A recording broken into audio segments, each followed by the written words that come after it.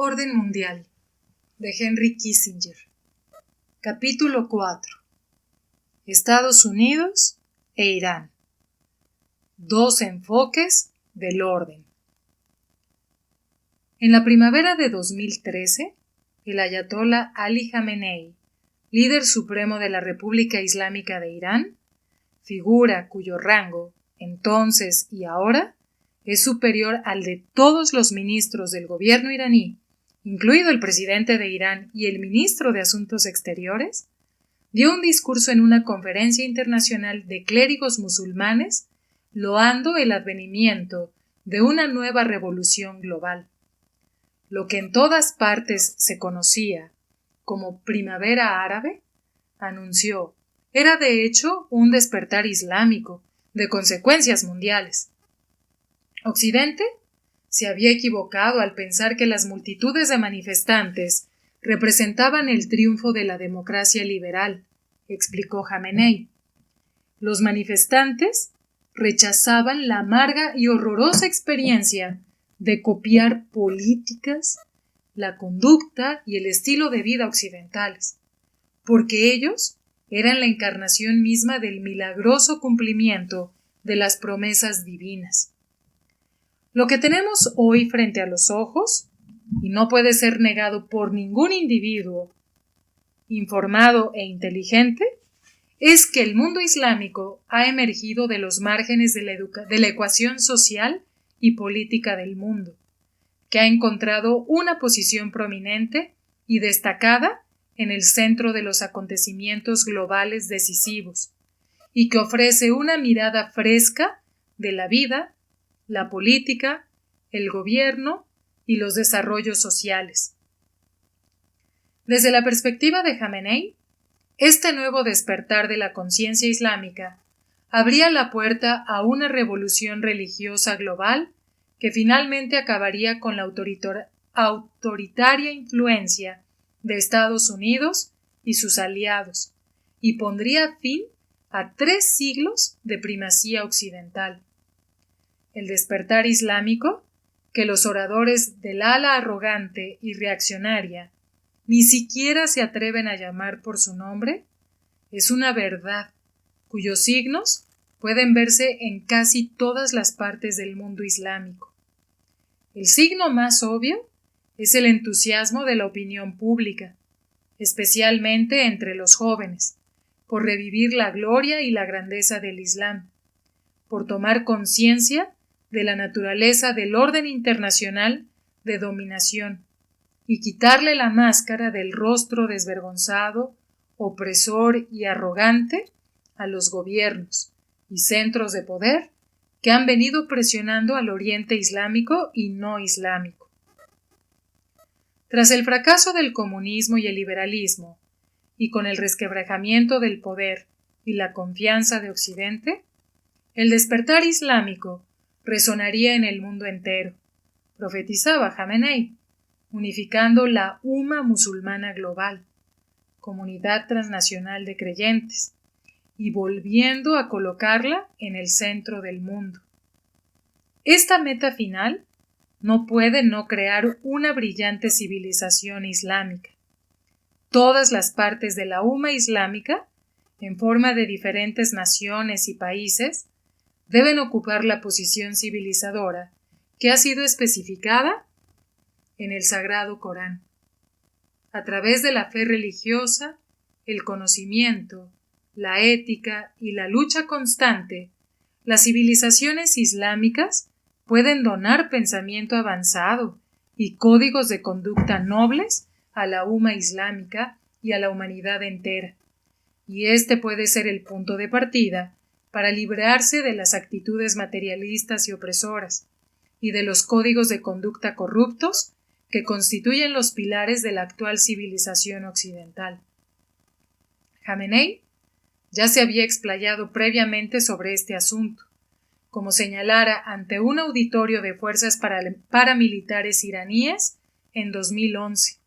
Las protestas populares en Occidente hablaban de un hambre global por esa espiritualidad y legitimidad que la teocracia en Irán encarnaba. Se avecinaba una revolución mundial. Los acontecimientos en Estados Unidos y Europa sugieren un cambio masivo que el mundo presenciará en el futuro. Hoy, los eslóganos de egipcios y tunecinos son repetidos en Nueva York y California. La República Islámica es actualmente el centro neurálgico del movimiento del despertar de las naciones. Y esta realidad perturba a los enemigos. En cualquier otra región, estas declaraciones habrían sido tomadas como un desafío revolucionario mayor. Una figura teocrática que ostentaba el poder supremo temporal y espiritual.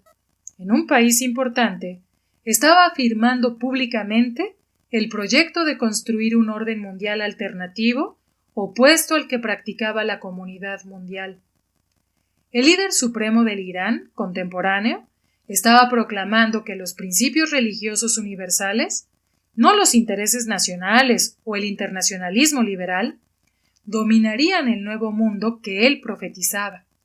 Si esos sentimientos hubieran sido expresados por un líder asiático o europeo, habrían sido interpretados como un chocante desafío global.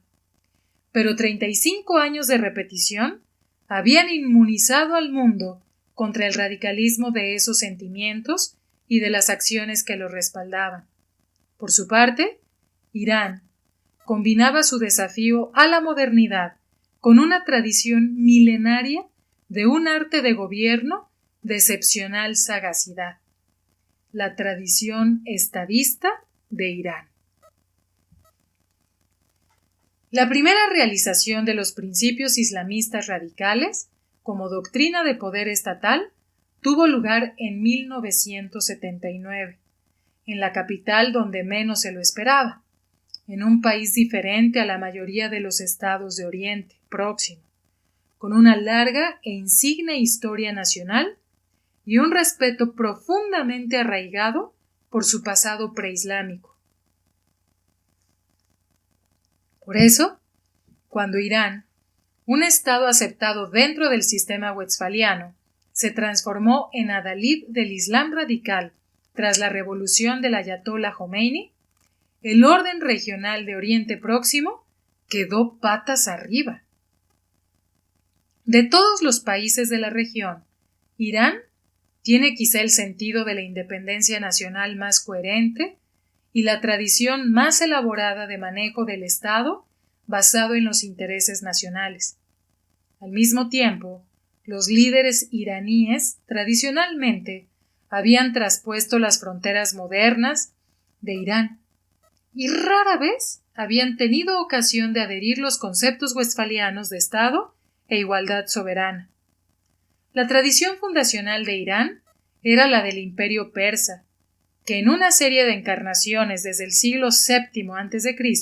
hasta el siglo VII después de Cristo, estableció su dominio sobre gran parte del Oriente Próximo contemporáneo y partes de Asia Central, el sudeste asiático y el norte de África. Con un arte y una cultura resplandecientes, una sofisticada burocracia experta en administrar provincias remotas y un inmenso ejército multiétnico animado por campañas exitosas en todos los frentes, Persia se veía a sí misma como algo más que una sociedad entre muchas. El ideal de monarquía persa elevaba al soberano a un estatus casi divino como magnánimo señor de los pueblos, un rey de reyes, que dispensaba justicia y decretaba tolerancia a cambio de una pacífica sumisión política. El proyecto imperial persa, como el de la China clásica, representaba una forma de orden mundial donde los logros políticos y culturales y la seguridad psicológica desempeñaban un papel tan importante como las conquistas militares tradicionales. El historiador griego del siglo V a.C., Heródoto, describió la seguridad en sí mismo de un pueblo que había absorbido lo más granado de todas las costumbres extranjeras, la vestimenta meda, la armadura egipcia. y ahora se veía a sí mismo como el centro de los logros humanos.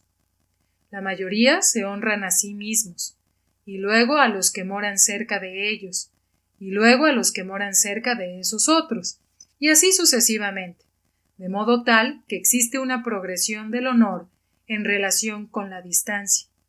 Tienen en menos honra a aquellos que residen más lejos de ellos.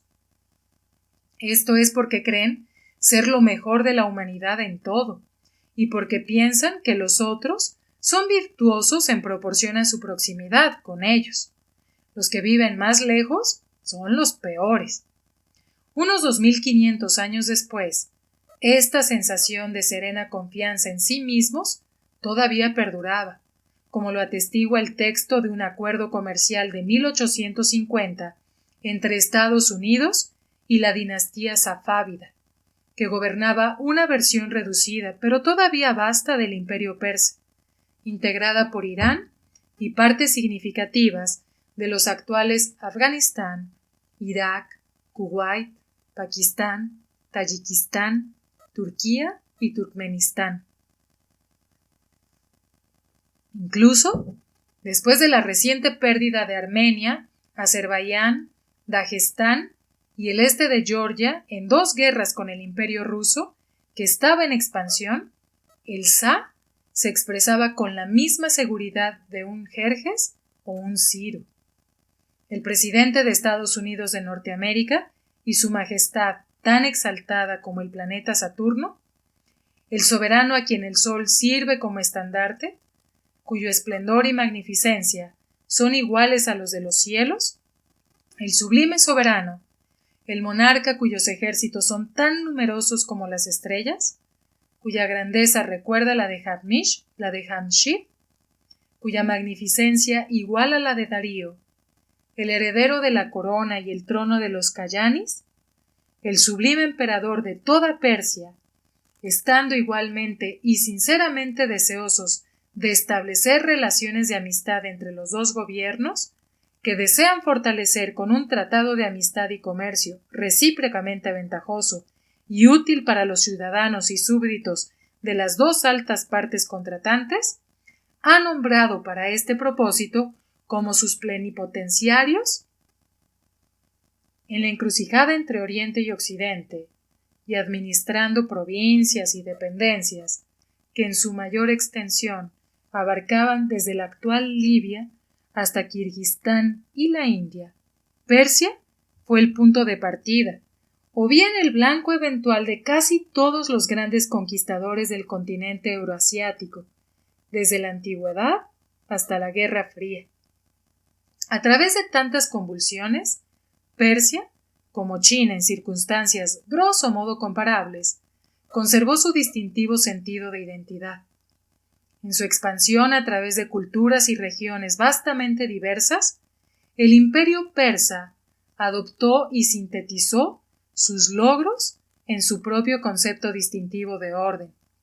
Inmersa en oleadas de conquista por Alejandro Magno, los primeros ejércitos islámicos y luego por los mongoles, impactos que seguramente habrían borrado la memoria histórica y la autonomía política de otros pueblos, Persia mantuvo la confianza en su superioridad cultural. Se inclinó ante sus conquistadores como una concesión pasajera, pero conservó su independencia en su visión del mundo, creando grandes espacios interiores en la poesía y el misticismo, y venerando su conexión con los heroicos gobernantes antiguos en su épico libro de los reyes. Mientras tanto, Persia destiló su experiencia reconduciendo cada desafío político y territorial a un sofisticado canon diplomático que premiaba la resistencia, el análisis astuto de las realidades geopolíticas y la manipulación psicológica de los adversarios. Este sentido de especificidad y habilidad de maniobra perduró hasta la era islámica, cuando Persia adoptó la religión de sus conquistadores árabes, pero única en la primera tanda de pueblos conquistados, insistió en conservar su lengua e infundir al nuevo orden los legados culturales del imperio que el Islam acababa de derrocar.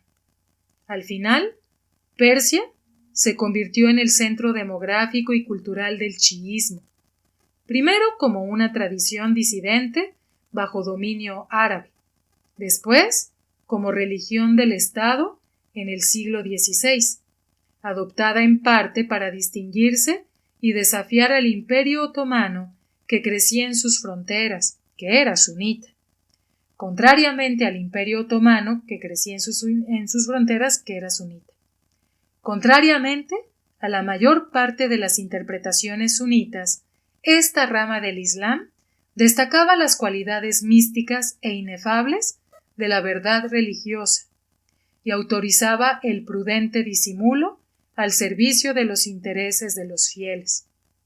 En su cultura, su religión y su perspectiva geopolítica, Irán, como empezó a llamarse oficialmente desde 1935, había preservado la peculiaridad de su tradición y el carácter peculiar de su rol regional. La revolución de Jomeini. La revolución contra el Shah de Irán, Reza Pahlavi, en el siglo XX, había comenzado, o al menos así se la presentaron a Occidente, como un movimiento antimonárquico que exigía democracia y una redistribución económica.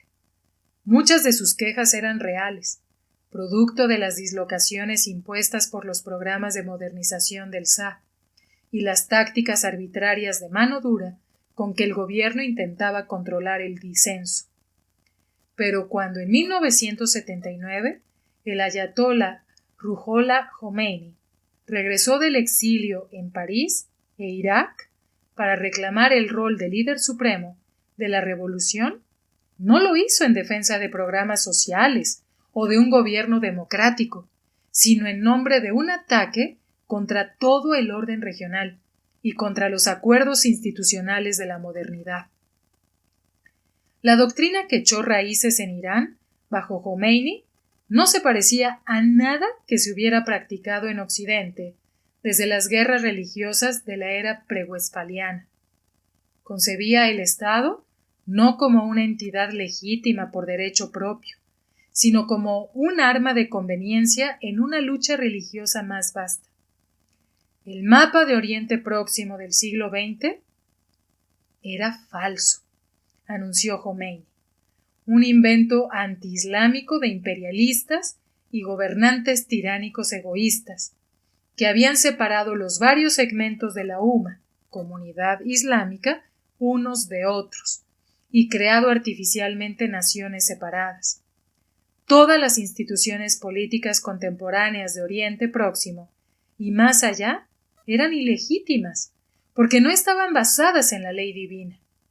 Las relaciones internacionales modernas, cimentadas en principios procedimentales westfalianos, tenían falsos cimientos, porque las relaciones entre naciones deben estar basadas en fundamentos espirituales y no en principios de interés nacional.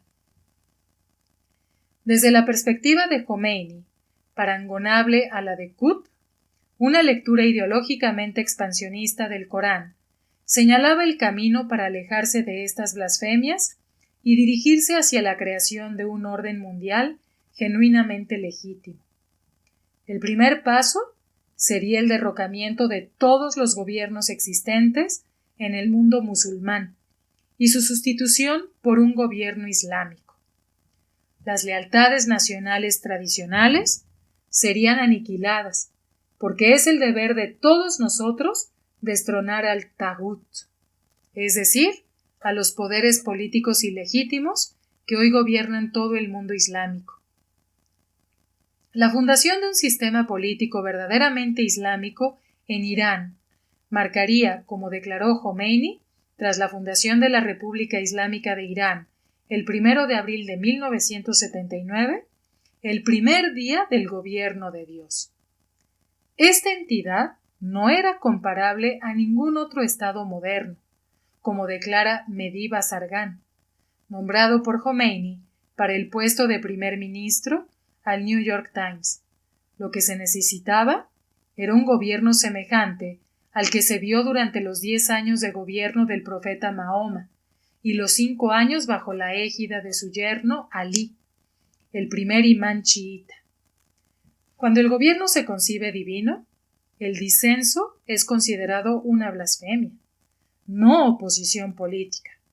Bajo Jomeini, la República Islámica puso en práctica estos principios, empezando por una oleada de juicios y ejecuciones, y la represión sistemática de las confesiones minoritarias, que superó con creces a la que había tenido lugar bajo el régimen autoritario del Shah. En el curso de estos disturbios, cobró forma una nueva paradoja, un desafío dualista al orden internacional. Con la revolución de Irán, un movimiento islamista consagrado a derrocar el sistema westfaliano, ganó el control sobre un Estado moderno y afirmó sus derechos y privilegios westfalianos. Ocupó su asiento en las Naciones Unidas, condujo su comercio y gestionó su aparato diplomático. El régimen clerical de Jomeini se colocó así en la intersección de dos órdenes mundiales, arrogándose las protecciones formales del sistema westfaliano, mientras reiteradamente proclamaba que no creía en él, que no estaba vinculado a él, y en última instancia intentara reemplazar. Esta dualidad estaba enquistada en la doctrina del gobierno de Irán. Irán se autodefine como la República Islámica, expresión que alude a una entidad cuya autoridad trasciende las demarcaciones territoriales, y el ayatolá que encabeza la estructura de poder iraní, primero Jomeini, luego su sucesor Ali Jamenei, no es concebido como una simple figura política iraní, sino como una autoridad global, supremo líder de la revolución islámica y el líder de la umma islámica y el pueblo oprimido.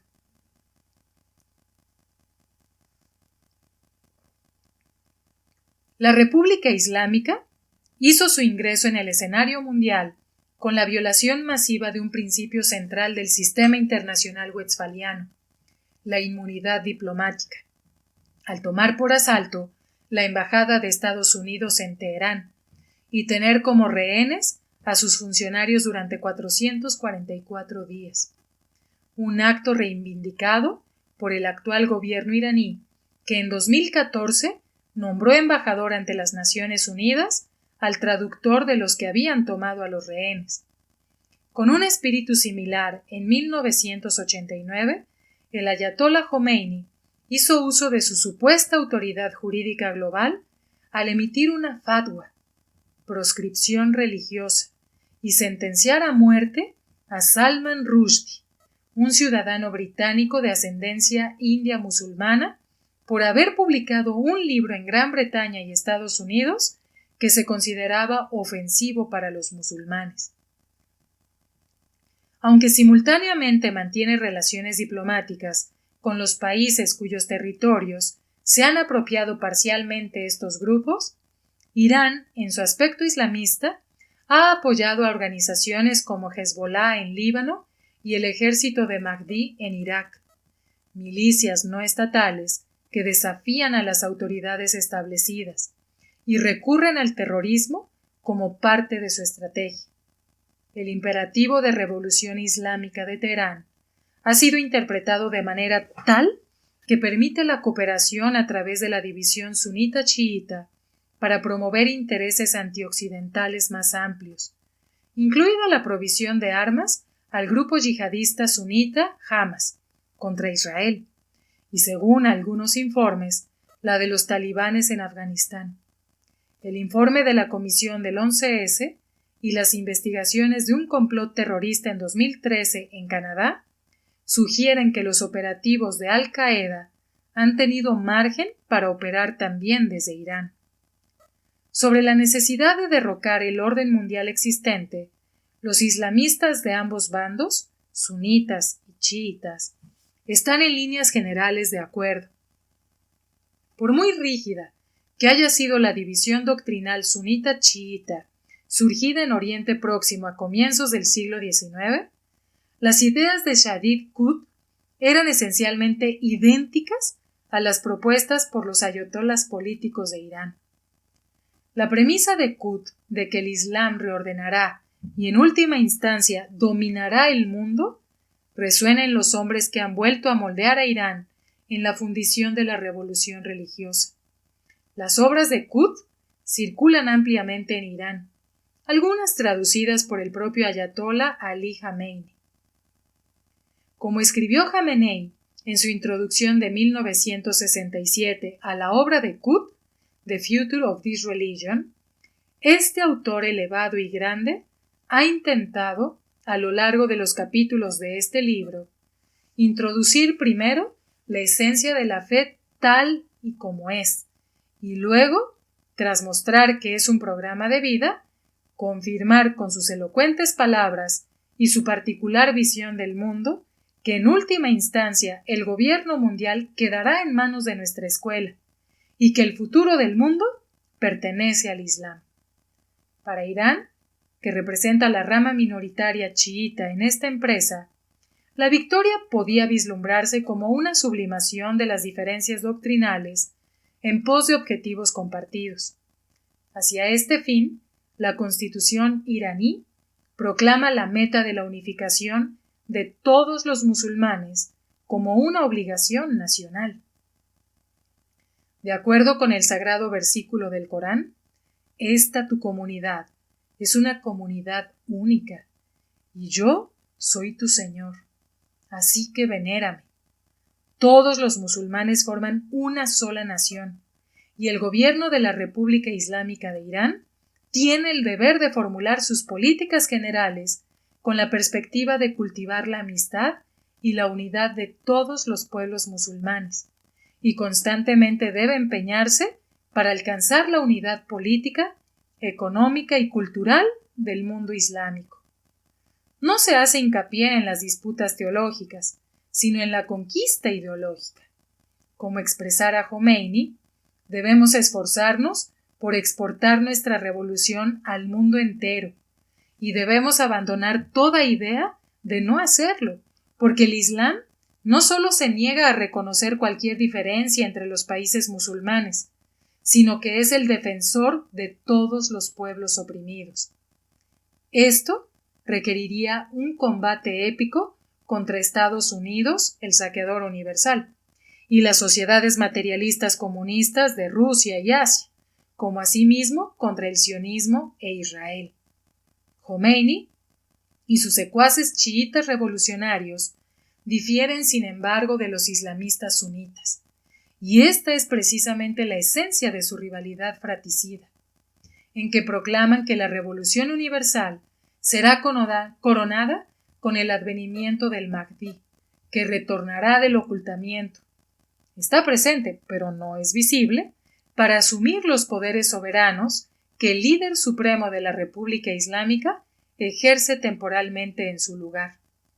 El entonces presidente iraní, Mahmoud Ahmadinejad, consideró que este principio estaba lo suficientemente establecido como para postularlo ante las Naciones Unidas en un discurso pronunciado el 27 de septiembre de 2007. Sin ninguna duda, el prometido, que es el último Salvador, advendrá. En compañía de todos los creyentes, los sedientos de justicia y los benefactores, establecerá un futuro brillante y colmará el mundo de justicia y belleza. Esta es la promesa de Dios. Por consiguiente, será cumplida. La paz vislumbrada en esta concepción tiene como presupuesto, le escribió el presidente Ahmadinejad al presidente George W. Bush en 2006, la sumisión global a la doctrina religiosa correcta. La carta de Ahmadinejad, ampliamente interpretada en Occidente como una apertura a las negociaciones, concluía con Basalam ala man ataba al-Hodá, frase que se dejó sin traducir en la versión difundida entre el público: paz solo a aquellos que siguen el camino verdadero. Es la misma admonición enviada en el siglo VII por el profeta Mahoma a los emperadores de Bizancio y Persia, que poco después serían atacados por la Guerra Santa Islámica. Durante décadas, los observadores occidentales han intentado detectar las causas originales de esta actitud, convenciéndose de que las declaraciones más extremas son parcialmente metafóricas y de que la renuncia a ciertas políticas o ciertas conductas occidentales pasadas, como la interferencia estadounidense y británica en la política doméstica iraní en la década de 1950, podría abrir la puerta a la reconciliación. Pero el islamismo revolucionario no se ha manifestado interesado, al menos hasta ahora, en buscar la cooperación internacional tal como se comprende el término en Occidente. Tampoco conviene interpretar el régimen clerical iraní como un movimiento independentista fruto del descontento poscolonial que espera esperanzadamente alguna expresión de buena voluntad por parte de Estados Unidos. Según la concepción de la política de los ayatolas, la disputa con Occidente no es una cuestión de concesiones técnicas específicas, ni de negociar fórmulas, sino una contienda para definir la naturaleza del orden mundial.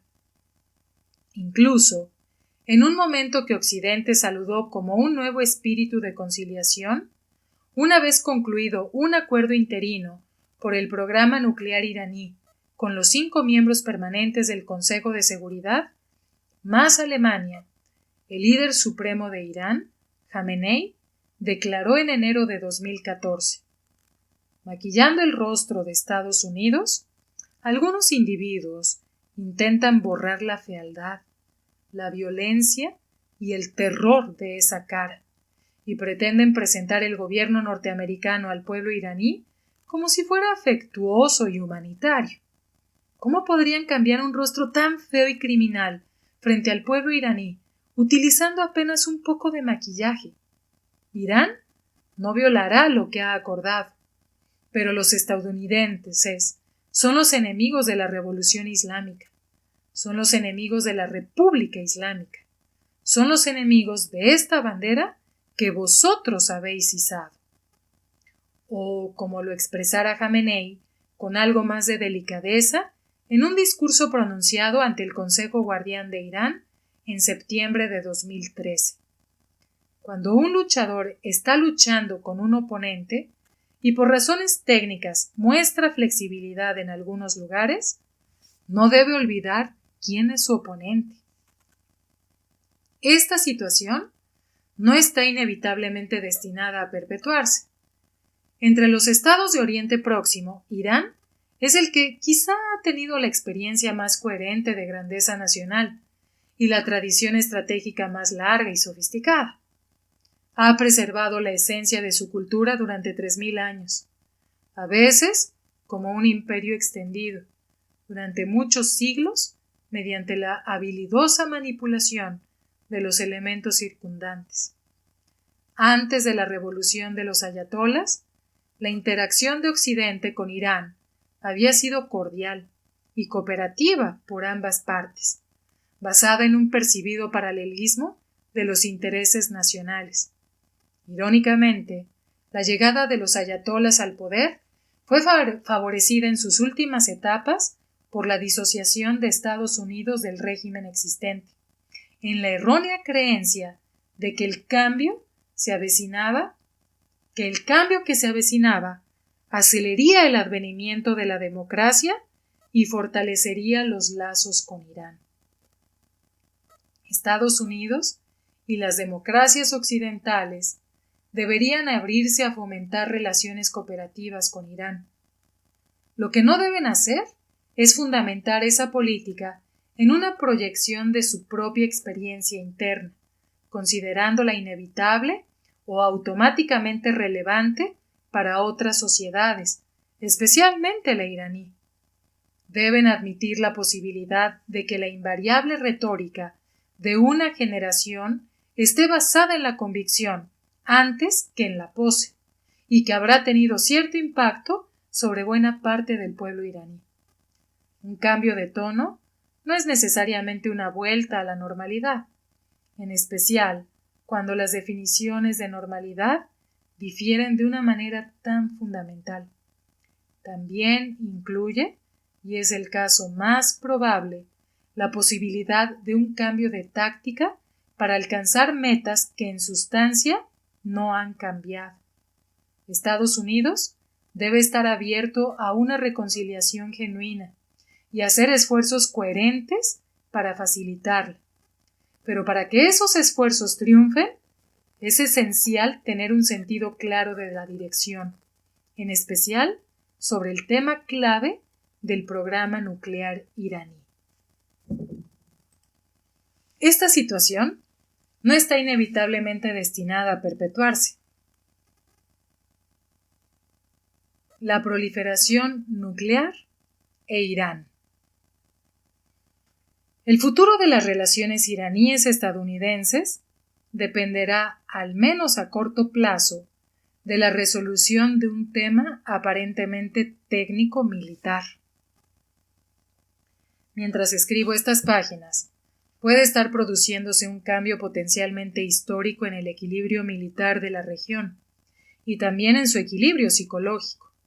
Tal cambio ha sido propiciado por el rápido progreso de Irán hacia el estatus de Estado con armas nucleares en el marco de una negociación entre ese país y los miembros permanentes del Consejo de Seguridad de la ONU, más Alemania, llamados P5+1. Aunque expresado en términos de capacidades técnicas y científicas, el meollo del asunto es el orden internacional, la capacidad de la comunidad internacional para hacer cumplir sus demandas ante formas sofisticadas de rechazo, la permeabilidad del régimen global de no proliferación y las perspectivas de una carrera armamentista nuclear en la región más inestable del mundo. El equilibrio de poder tradicional se basaba sobre todo en la capacidad militar e industrial. Los cambios dentro de ese equilibrio solo podían producirse gradualmente o por conquista. El equilibrio de poder moderno refleja el nivel de desarrollo científico de una sociedad y puede verse amenazado de un modo drástico por desarrollos que tienen lugar exclusivamente dentro del territorio de un Estado. Ninguna conquista podría haber aumentado tanto la capacidad militar soviética como el fin del monopolio nuclear estadounidense en 1949. Del mismo modo, la propagación de armas nucleares distribuibles está condenada a afectar de manera decisiva los equilibrios regionales y el orden internacional, y suscitar una escalada de acciones destinadas a neutralizarla. Durante la Guerra Fría, todas las administraciones estadounidenses se vieron obligadas a diseñar sus estrategias internacionales en el contexto del ineludible cálculo disuasivo. El conocimiento de que la guerra nuclear implicaría víctimas a una escala capaz de amenazar la vida civilizada. También sabían que era esencial demostrar su voluntad de correr el riesgo, al menos hasta cierto punto, para que el mundo no quedara en manos del totalitarismo despiadado. La disuasión logró contener estas pesadillas paralelas, porque solo existían dos superpotencias nucleares. Cada una evaluaba los peligros que el uso de armas nucleares podía representar para ella. Pero cuando las armas nucleares comienzan a pasar de mano en mano, el cálculo disuasivo se vuelve lábil y la disuasión cada vez menos confiable. En un mundo donde las armas nucleares proliferan cada vez más, es más difícil decidir quién disuade a quién y mediante qué planes. Aun cuando se suponga que los países protagonistas de la proliferación nuclear hacen el mismo cálculo de supervivencia que las potencias nucleares respecto de iniciar hostilidades, juicio extremadamente dudoso, los nuevos estados con armamento nuclear pueden socavar de varias maneras el orden internacional. la complejidad de proteger los arsenales e instalaciones nucleares y construir los sofisticados sistemas de alarma que poseen los estados nucleares avanzados, al incrementar los incentivos de un ataque sorpresa, puede aumentar el riesgo de que alguno tome la iniciativa. También pueden utilizarse como escudo para disuadir respecto a la toma de represalias contra acciones agresivas de grupos no estatales. Las potencias nucleares tampoco podrían ignorar una guerra nuclear en las puertas de su casa. Por último, la experiencia de la red de proliferación privada de Pakistán, técnicamente amigo, con Corea del Norte, Libia e Irán, demuestra las vastas consecuencias de la propagación nuclear para el orden internacional, aun cuando el país donde proliferan estas armas no satisfaga los criterios formales de un Estado corrupto. Es necesario superar 3 obstáculos para adquirir una capacidad de armas nucleares desplegables: adquisición de sistemas de lanzamiento, producción de material fisible y construcción de ojivas nucleares. Para los sistemas de lanzamiento, existe un mercado sustancialmente abierto en Francia, Rusia y hasta cierto punto China. Requiere sobre todo recursos financieros. Irán ya ha adquirido el núcleo de un sistema de lanzamiento y puede aumentarlo a su antojo. El conocimiento necesario para construir ojivas nucleares no es esotérico ni difícil de descifrar, y su construcción es relativamente fácil de ocultar. La mejor, quizá la única, manera de prevenir el surgimiento de un potencial nuclear es inhibir el desarrollo del proceso de enriquecimiento del uranio. El componente indispensable de este proceso son las centrifugadoras, las máquinas que producen uranio enriquecido. La prevención del enriquecimiento del plutonio es parte de la misma negociación. Estados Unidos y los otros miembros permanentes del Consejo de Seguridad de la ONU han venido negociando durante más de 10 años a través de las administraciones de ambos partidos para prevenir el surgimiento de este potencial en Irán. 6 resoluciones del Consejo de Seguridad de la ONU desde 2006 hasta la fecha insisten en que Irán suspenda su programa de enriquecimiento